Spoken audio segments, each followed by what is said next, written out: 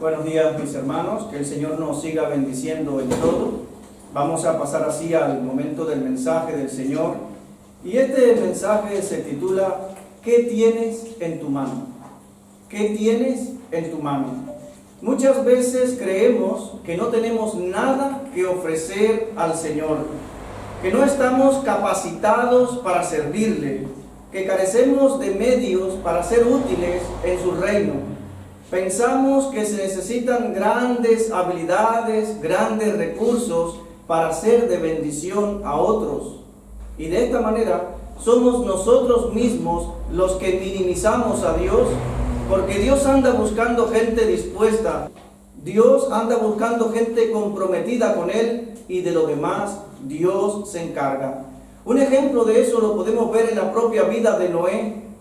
Noé fue un hombre que no tenía experiencia en la construcción de un enorme barco, pero Noé quería obedecer a Dios a toda costa, se pone en las manos de Dios, construye el arca, y Noé, por medio del arca, puede conservar viva la especie humana y todos los animales que entraron en el arca. Y el arca fue capaz de soportar la tragedia más grande mundialmente que ha vivido la humanidad, el diluvio. Sin embargo, si comparamos el arca con el Titanic, podemos darnos cuenta que el Titanic fue construido por profesionales, por personas altamente calificadas, por ingenieros prestigiosos, y sin embargo el Titanic se hundió en su viaje inaugural la noche del 14 al 15 de abril del año 1912. Dios anda buscando gente comprometida, gente dispuesta, gente que quiera servir a Dios, que quiera ser útil a los demás, y de lo demás Dios se encarga. Dios se encarga de capacitarnos, Dios se encarga de usarnos, aún con los escasos recursos que nosotros tengamos en nuestras manos. Tenemos también el ejemplo de Moisés. Moisés, como todos sabemos, aún siendo un judío, siendo un hebreo, fue criado por la hija del faraón, fue criado allá en el palacio. Y a la edad de 40 años Moisés se dio cuenta que no era un egipcio, sino que era un israelita. Y salió a la edad de 40 años a recorrer la tierra de Egipto y a visitar a sus hermanos los hebreos. Y cuando salió, vio a un egipcio como golpeaba y maltrataba a un hebreo, a un israelita. Y Moisés salió en su defensa y mató al egipcio y lo ocultó bajo la arena. Moisés miró hacia todos lados y pensó que nadie lo había visto. Al día siguiente Moisés se levantó, fue a visitar nuevamente a sus hermanos y vio a dos israelitas en esta ocasión que reñían entre sí. Y aquel que maltrataba a su prójimo le dijo: ¿por qué lo golpeas? Es tu prójimo. Y él dijo: ¿acaso piensas tú matarme como mataste al egipcio ayer? Y Moisés se dio cuenta que el asunto había sido descubierto e incluso el faraón de Egipto tenía noticias de lo que Moisés había hecho. Y Moisés, a la edad de 40 años, con esa ilusión, con ese deseo que vivió toda la vida de ver al pueblo de Israel libre de la esclavitud injusta en Egipto, Moisés huye y va al desierto, y allá le comienza a servir a Jetro, pero le da una de sus hijas por esposa, y se casa con Séfora, y allá está, y tardan 40 años más. Ya Moisés tiene 80 años, ya tal vez Moisés ha perdido la ilusión de ver al pueblo de Israel libre de la esclavitud de Egipto.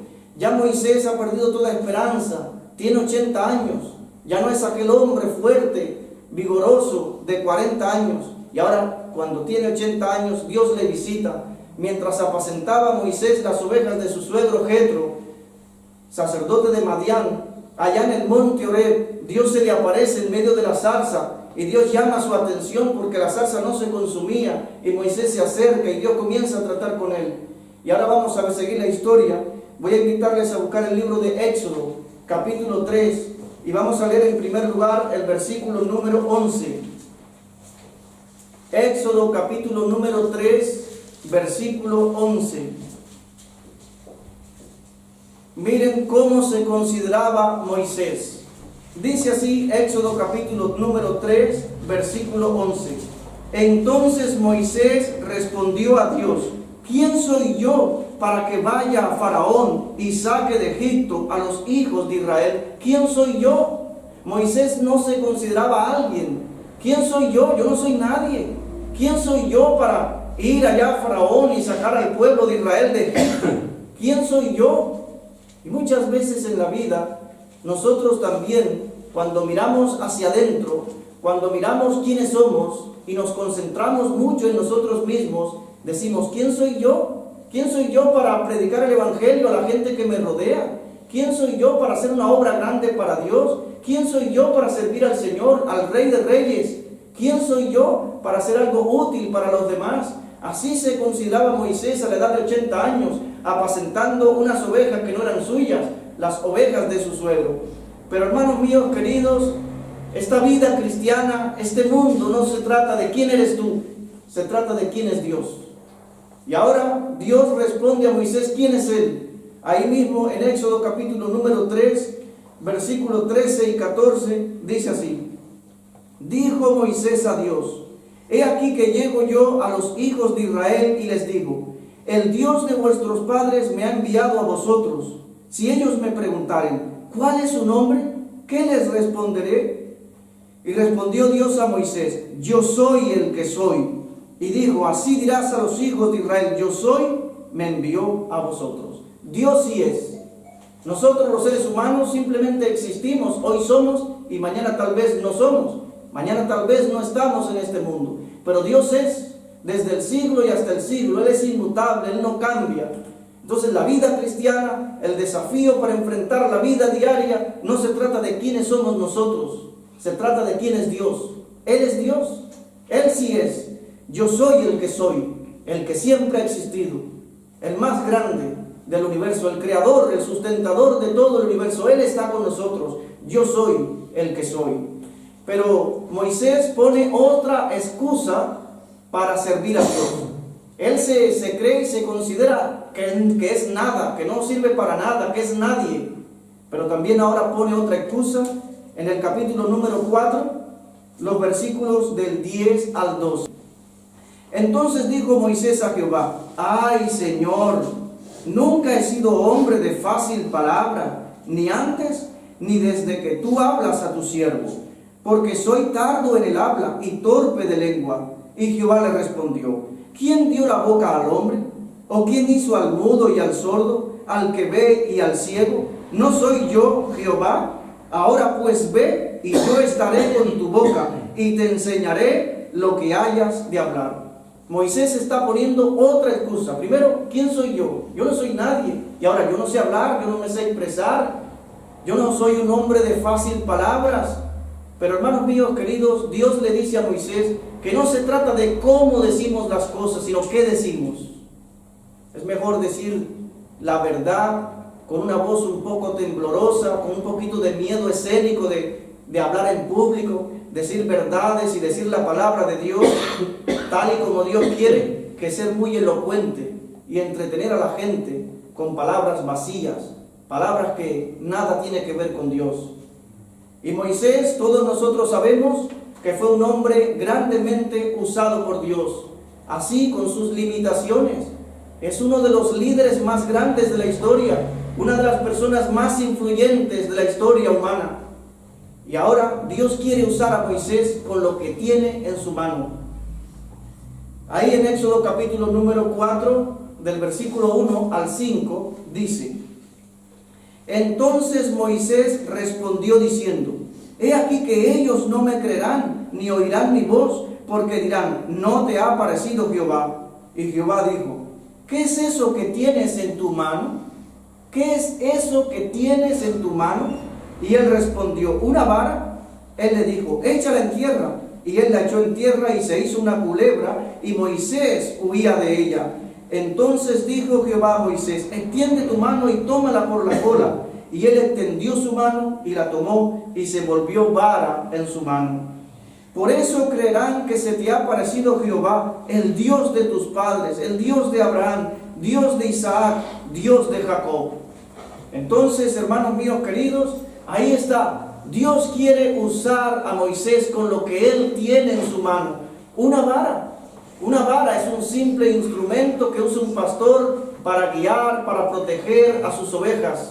¿Qué es una vara? Nada, no sirve para nada. Pero una vara en las manos de Dios llega a ser un instrumento sumamente útil para su gloria. Vamos a ver que esa vara pasa a ser la vara ya no de Moisés, sino la vara de Dios. Dice ahí en Éxodo capítulo 4, versículo 20, Éxodo capítulo 4, versículo 20, dice: entonces Moisés tomó su mujer, Séfora, y sus hijos, y los puso sobre un asno, y volvió a tierra de Egipto. Tomó también Moisés la vara de Dios en su mano. Ya no es la vara de Moisés, ahora es la vara de Dios. Probablemente haya sido el único recurso, la única propiedad que tuviese Moisés. Recuerden, estaba apacentando unas ovejas que no eran suyas. Y ahora con lo que él tiene, Dios quiere usarle. Todos nosotros sabemos que con esa vara de Dios en la mano de Moisés ocurrieron muchas de las plagas de Egipto. Una de ellas fue cuando Moisés tocó el agua del río Nilo y el agua se convirtió en sangre. Todos nosotros sabemos que esa vara fue usada por Dios y cuando Moisés levantó la vara, el mar rojo se abrió. Todos nosotros sabemos que cuando el pueblo de Israel iba en su peregrinar por el desierto y llegaron a un lugar donde no había agua, el pueblo tenía sed, allá en el monte Oreb, Dios le dijo a Moisés que con su vara golpeara la peña de Oreb, y cuando Moisés golpeó la peña con la vara, la roca, dio agua, y el pueblo pudo beber agua. Todos nosotros sabemos cómo Moisés en alguna ocasión, cuando alzaba la vara, en el momento en el que el pueblo estaba peleando, estaba luchando, cuando Moisés levantaba la vara en la cumbre, el pueblo de Israel prevalecía, en este caso contra los amalecitas. Cuando Moisés bajaba la vara, entonces prevalecía Amalec. Es decir, que Dios usó grandemente a Moisés, siendo quien era, un hombre que se consideraba que no era nadie, un hombre que no se consideraba un hombre de fácil palabras, un hombre que no tenía ningún recurso, ningún medio para servir a Dios, pero con su vara puesta en las manos de Dios, Dios le usó para hacer grandes milagros, para bendecir al pueblo de Israel. Tenemos muchos ejemplos más en la Biblia. Uno de ellos puede ser también la vida de David. Hay muchos ejemplos de la vida de David que podemos usar para hablar de la grandeza de Dios cuando alguien se pone en las manos de Dios y es usado por Dios. Pero uno de ellos es el momento en el cual David, siendo un jovencito, va al campo de batalla y enfrenta al gigante, enfrenta a Goliat. Y como Goliat viene a él con toda su armadura y David va a él con una simple honda. Con una honda. ¿Qué es una honda? Nada, pero una honda en las manos de Dios marca la diferencia. Y David le dice a Goliat: tú vienes a mí con espada, lanza y jabalina, pero yo voy a ti en el nombre de Jehová de los ejércitos, a quien tú has desafiado, y sabrán todos que hay un Dios en Israel. Y él cogió la honda, le empezó a dar vuelta, y cuando tiró, mató al gigante. Dios hizo la obra, y por medio de ese milagro, por medio de esa hazaña, Dios le dio la victoria al pueblo de Israel sobre los filisteos. Y ellos vencieron con una honda. Tenemos la historia también de un jovencito que estaba con Jesús. Jesús en una ocasión predicaba a una multitud de miles de personas. Miles de personas habían venido a escuchar a Jesús, a escuchar su mensaje, a ser sanado de alguna dolencia. Y ya llevaban mucho tiempo siguiendo a Jesús. Las ciudades estaban un poco alejadas y el pueblo tenía hambre. La gente desfallecía, había hambre. Y Jesús sabía lo que iba a hacer, pero se acerca a uno de sus discípulos, a Felipe, y le dice: Felipe, ¿dónde compraremos comida para tanta gente? Y Felipe dice: 200 denarios no alcanzarán ni para comer un poquito cada uno. Y uno de los discípulos le dice a Jesús: Señor, aquí hay un hombre que tiene 5 panes y 2 peces. Ahora yo pregunto, ¿qué son 5 panes y 2 peces? 5 panes y 2 peces es la merienda de un niño. Un hombre cansado, con hambre, se come esos 5 panes, esos 2 peces, y puede ser que quede con hambre. Pero 5 panes y 2 peces en las manos de Dios marca la diferencia. Este niño puso esos 5 panes, los 2 peces, Jesús los cogió, los multiplicó y comieron 5,000 personas. Y sobraron 12 cestas llenas. ¿Se dan cuenta que las matemáticas de Dios no son nuestras matemáticas? 5 más 2 igual a 5,000. Y de resto, 12 cestas llenas. Usted y Dios son mayoría. Esa es la matemática de Dios. Las cosas, cuando las ponemos en las manos de Dios, marcan la diferencia. Hay otra historia maravillosa en la Biblia que nos habla de la grandeza de Dios, de lo que Dios puede hacer aún con poquito, cómo Dios se glorifica aún con lo poco que podamos tener en nuestras manos.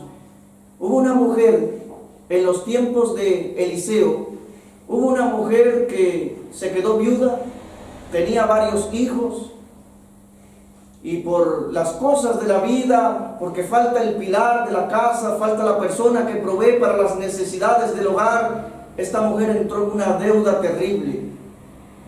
Y llegó un día el prestamista, llegó el acreedor, tocó a la puerta de la casa y ella no tenía con qué pagar.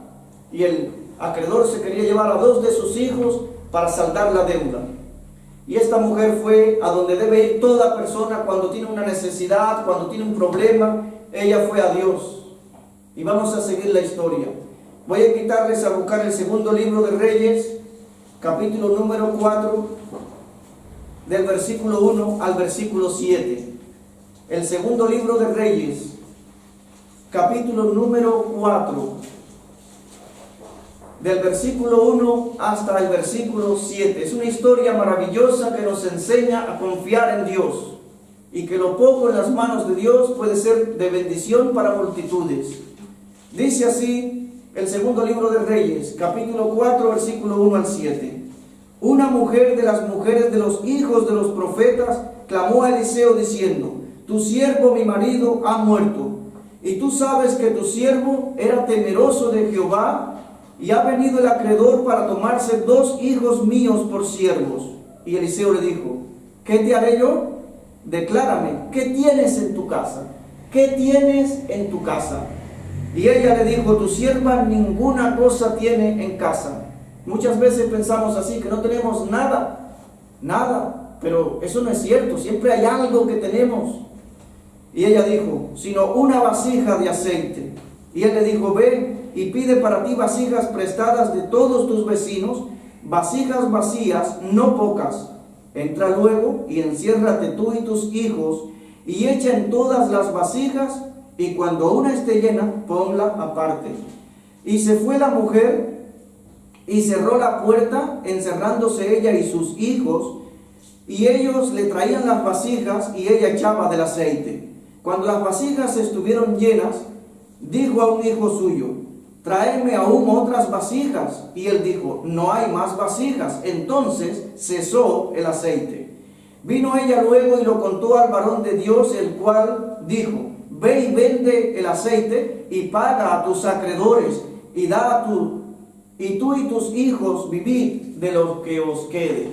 Es decir, vemos el milagro. Esta mujer lo único que tenía era un poquito de aceite, y Dios multiplicó el aceite.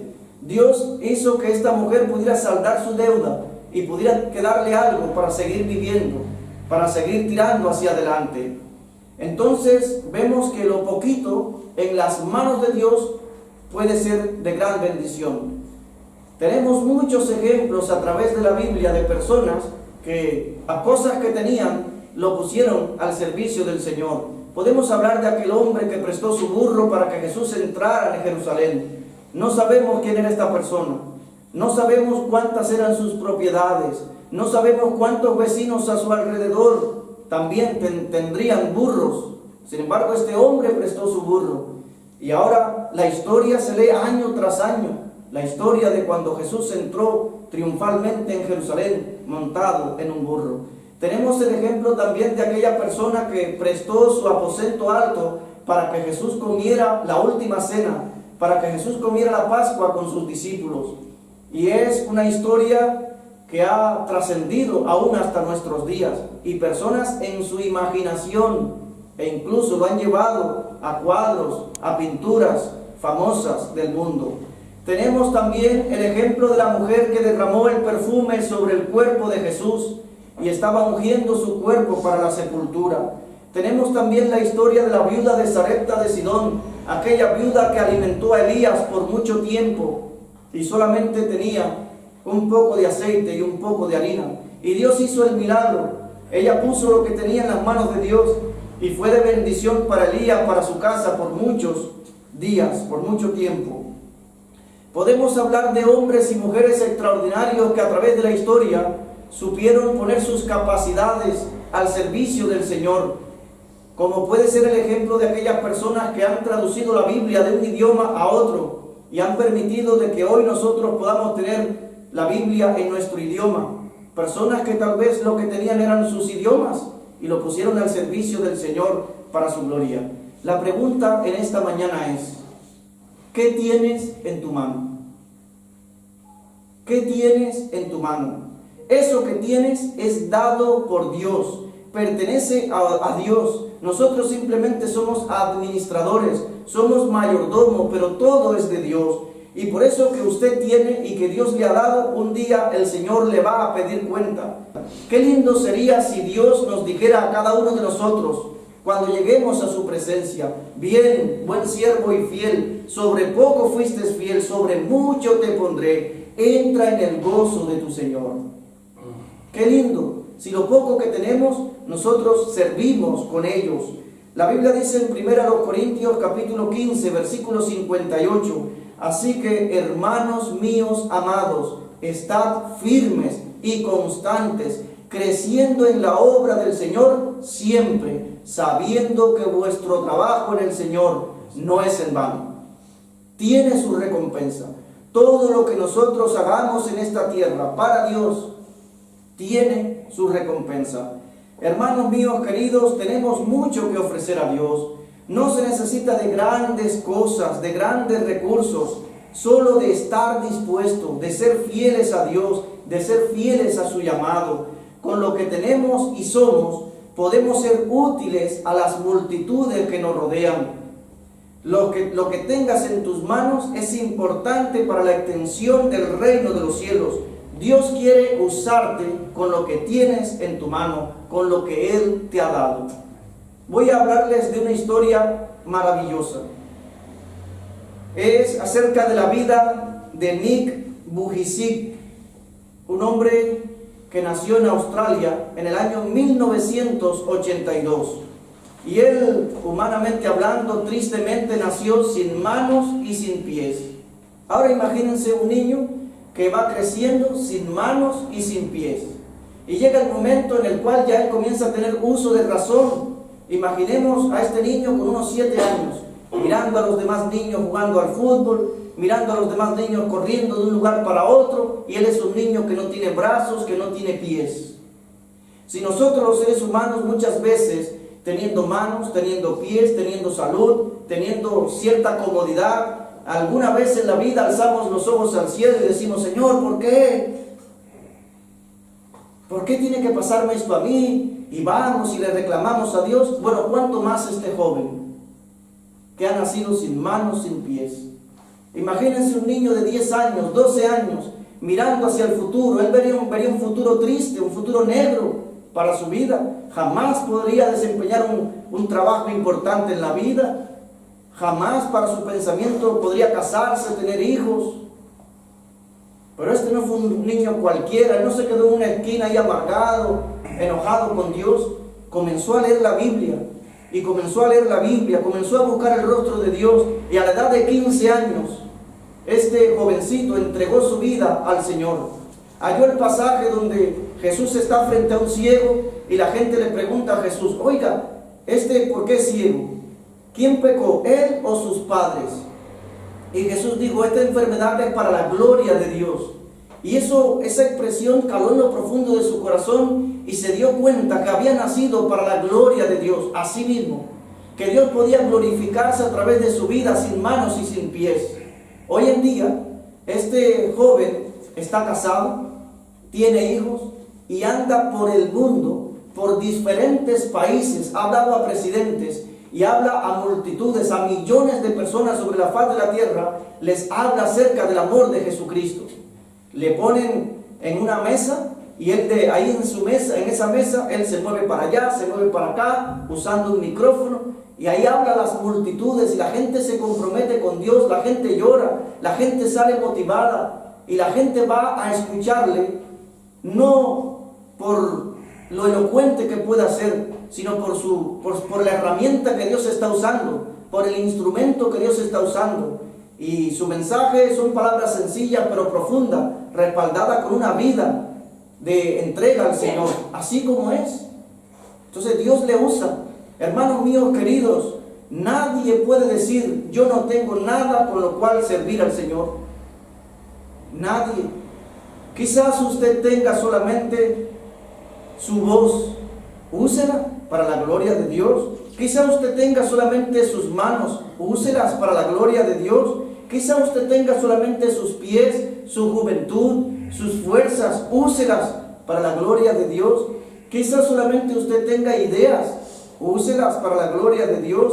Quizás solamente usted tenga una sonrisa, un gran corazón, úsalos para la gloria de Dios. Quizás tengas tus redes sociales, quizás tengas en tu mano una guitarra, quizás tengas en tu mano un piano, úsalos para la gloria de Dios. Pero hay muchas cosas que tenemos en nuestras manos y que podemos usar para glorificar el nombre de Dios y para ser de bendición a las multitudes. Recuerda que lo poco en las manos del Señor puede hacer grandes cosas. Dios tiene solamente un hijo unigénito y Él lo dio para bendecir a las naciones. Y Dios lo dio también para darnos el ejemplo de que cada uno de nosotros puede poner su granito de arena para la extensión del reino de los cielos. Dios puede hacer grandes milagros con su vida.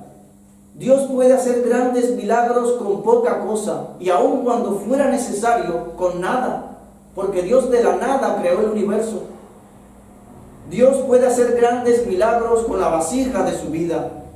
Pero debemos de dejar de pensar que no somos nadie, que no podemos hacer nada, porque eso son mentiras del diablo. El diablo quiere que nosotros pensemos que no servimos para nada, para que nada hagamos para servir. No limites a Dios. Para Dios no hay nada, absolutamente nada pequeño. Usa lo que tienes, lo que Dios te ha dado. Recuerda todo lo que Dios hizo a través de muchas personas que pusieron lo poco que tenían en sus manos para glorificar el nombre de Dios. Imagina todo lo que puedes hacer con simplemente lo que tienes en tus manos. Que Él te bendiga.